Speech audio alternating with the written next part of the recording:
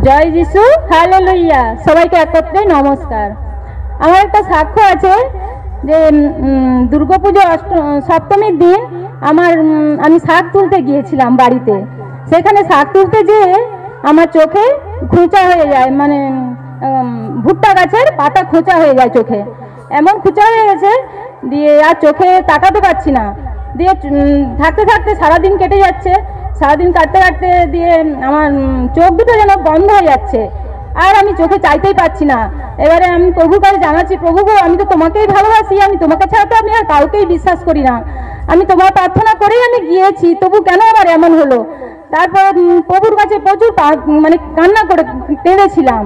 তারপর আমার ছেলে সন্তান আছে, ছেলে সন্তানকে বললাম যে বাবু তুমি একটু তোর মামাকে ফোন কর, দিয়ে কি ওষুধ দিতে হয় না কি দিবে।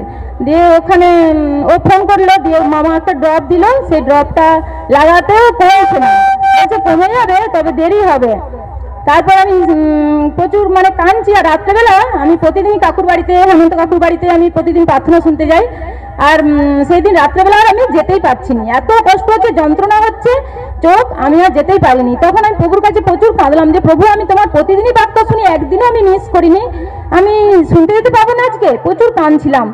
দিয়ে স্যারকে জানালো আমার কাকিমা, স্যারকে জানাতে দিয়ে প্রার্থনা দিল স্যার প্রার্থনা দিয়ে তো মানে করেছে, তা আবার সেই চোখ দুটো যেন বন্ধ হয়ে যাচ্ছে, দুটো চোখই বন্ধ হয়ে গেছে, আর চাইতেই পাচ্ছি না। দিয়ে তারপর আমার বাপের বাড়িতে সবাই বলছে যে তুই মানে এখানে আয়।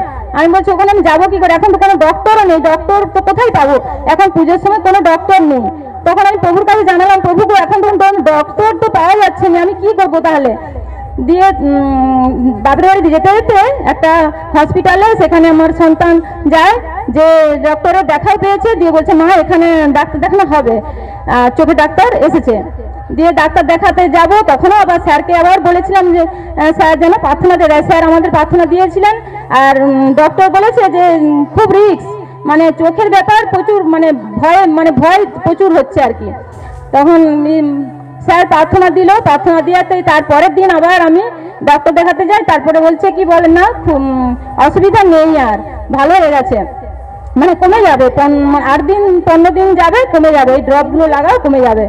কিন্তু প্রথমে ডাক্তার বলেছিল যে প্রচুর ভয়ের কারণ, চোখে মানে মনিতে লেগেছে ভুট্টা গাছের পাতা, আর মনিতে লাগাতে ওটা খুব মানে ভয়ের কারণ ছিল।